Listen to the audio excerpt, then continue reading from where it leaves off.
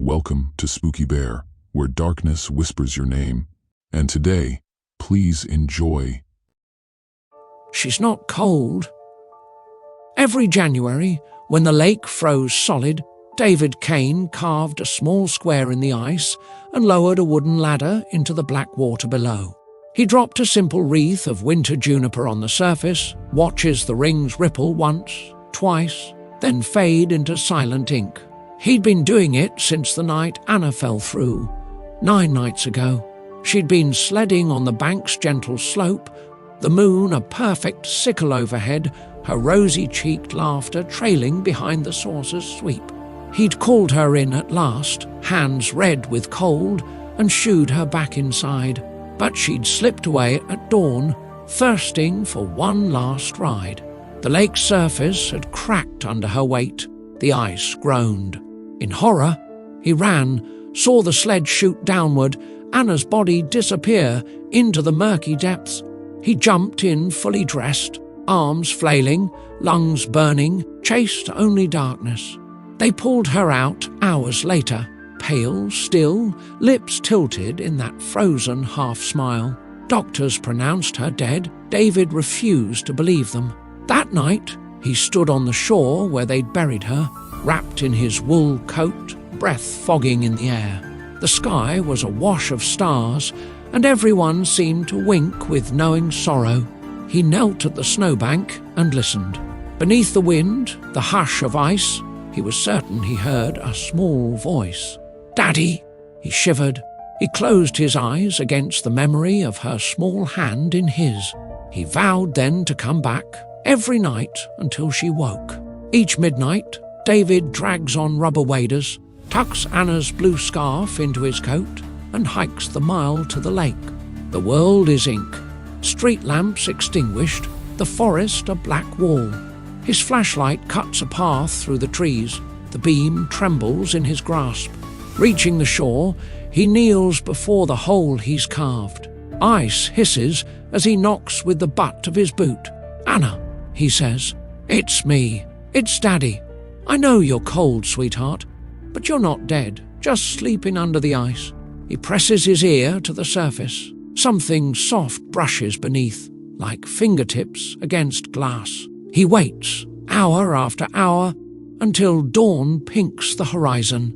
Each morning he returns home, frost in his beard, eyes bright with sleepless hope. On the 5th night, David brought a small tape recorder, Anna's favourite lullaby loaded on loop. He placed it by the hole, pressed play, and listened to her song tumble across the glassy surface. At first, only the lake's quiet hum answered, then, faintly, a click. Like a child tapping the ice on the far side, he spun his light toward the gleam of the surrounding ice field. 2 small footprints, bare and child-sized, trailing away in a perfect line. His hand flew to his mouth. The snow was too thick for anything to leave prints. How had they formed so cleanly? He bent to trace them in the beam. The prints ended at the water's edge, as though someone had walked into the hole without breaking the ice. By the 7th night, word had spread in the village. The grieving father who haunted the lake. No one dared join him. The abandoned trail through the pines seemed narrower, darker. David didn't notice. He only heard the click and saw the prints. He tried to show them to a fisherman on the 1st-floor window of the little boathouse. The old man draped his hands over the sill. "It's just your mind playing tricks," he said. "On a frozen night, grief makes phantoms, not footprints." David nodded, but that night he stacked stones along the edge, a cairn marking each set of prints. 7 tiny mounds, deserted sentinels. The 8th night, a wind rose, a gale that rattled the pines and churned the lake's surface into wrinkled steel. David met it in his waders, leaning into the wind, planting his boots firmly. He crouched by the hole, breath stinging his lungs. The cairns had tumbled, the prints were gone. He set the recorder, playing the lullaby. The wind caught it, warping her voice into weeping. Then, tap, tap, happy, someone rapping on the ice behind him. He spun, heart leaping, across the lake, faint outlines, small boots pacing back and forth, slow and careful, following the shoreline. David called out. The boots paused, then retreated with soft scrunch-crunch through the snow. He stood and aimed his flashlight. Nothing but dark trees. On the 9th night, the anniversary of her death, David came prepared. He brought a ladder and a length of rope.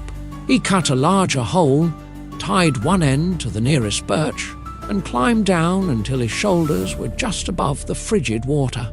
He lowered the recorder until it bobbed. Half submerged, he let it play. Frozen lullaby hummed into the depths.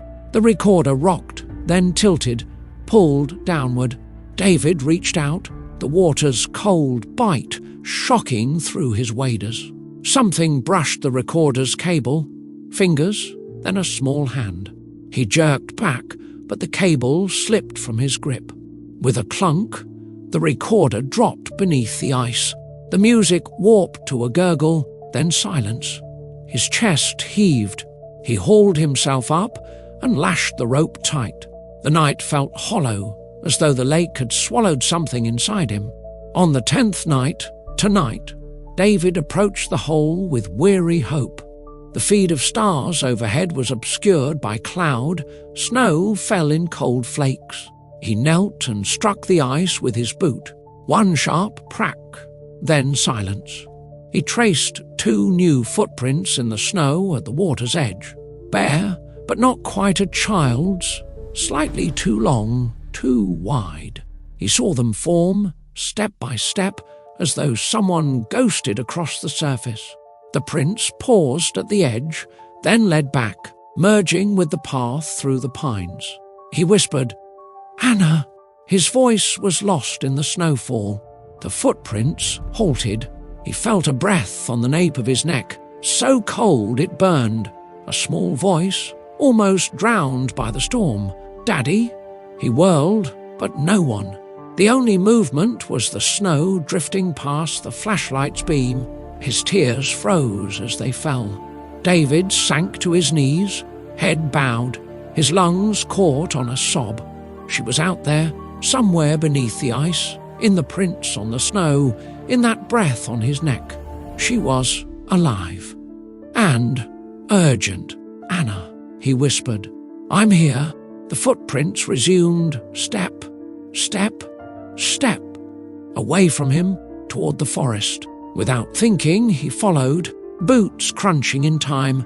Each footfall echoed with grief. The trees leaned in, skeletal and silent. The prints led him deeper, until at last they stopped beneath a twisted oak. The snow was undisturbed around it, no footprints forward or back. He scanned the darkness. The wind fell away. The forest held its breath. Then, in the dim glow of his flashlight, he saw them. 7 tiny faces pressed against the bark, their eyes shining like pale moons. No bodies, only translucent features, mouths turned down in sorrow. He rushed forward, arms outstretched, but they dissolved into the bark like steam. David remained at the oak until dawn, knees in snow, grief a living thing in his chest. When a search party found him, they guided him back to the village. He's been gone a day now. The lake's hole froze over again. A new sign hangs at the trailhead. "Lake Oines, dangerous, keep away." In his cabin by the woods, David sits by the unlit fireplace. He stokes embers with trembling hands, staring at the dark screen of the unplayed recorder. Outside, snow drifts past the window like slow tears. They say he wanders the shoreline at night, looking always for footprints. They say he calls for her name on the wind. They say the oak still holds those 7 pale faces. And if you press your ear to the frozen ground, you can hear a child's lullaby scratched into the ice by a broken man who refuses to let the dreaming dead remain asleep.